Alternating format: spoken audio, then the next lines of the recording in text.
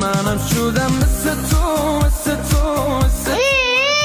Dada, mo'yloy betimni qishtiryapti, optasen. Ha, rahmat bo'lmasa, mo'ylomda optashsam o'zimda ishtansiz yurgandek his qilaman, qizim. Yo, olasiz. Qizim bo'ldi, erkalam, urishaman hozir. Hali shunaqami? Bo'ldimi? Ha, 101 yigit, 101 yigit. Krasavchik bo'psiz, dadajon. Mo'ylomda odeganda dadamga ham to'g'ri tushuntirar edim. Qizim bir marta dadajon desa qanday erib ketgan bilmay qolaman.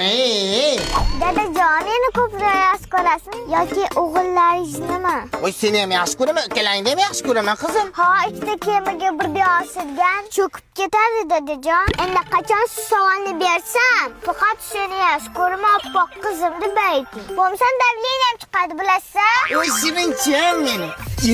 Shuncha qiladigan bo'lsa, tug'ilgan nima olmas qiz deb janjal qilganini eshitsa, tushni terimga samon tiqab chaqmoqcha.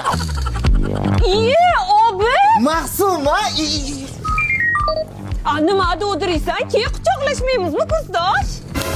Hoyimcha, mana qani? Voy shirin qizcha, menga gapiryapsanmi? Ha, yana bitta dadamga lekinlaganini ko'rsam, o'zimga javob bera olmayman. qizim, ayangni bir kichiraytirib qo'yilgan variantimisan. Seni oladigan kuyovda ham sho'ri bor ekan. Rapozolga o'xshatib uydan chiqqan qo'ymasan kerak u. Darvozani kodi o'zgaribmi? Ha, men o'zgartirdim. Kodi qanaqa endi? Tilla qizim, yorug'i yuzim. Qadriga yetmasam, ko'r bo'lar ko'zim. Mushtagina qo'ygan kodini ahvolini qarasiz. Qachon men sen qadriga yetmadim, pichingchi? Bu gap sizga aytilmadi. Indamang, gap egasini topmadi. Voy, o'zi zubacheskadek bo'lsa ham gaplari qilishdi. Chaqmoqcha.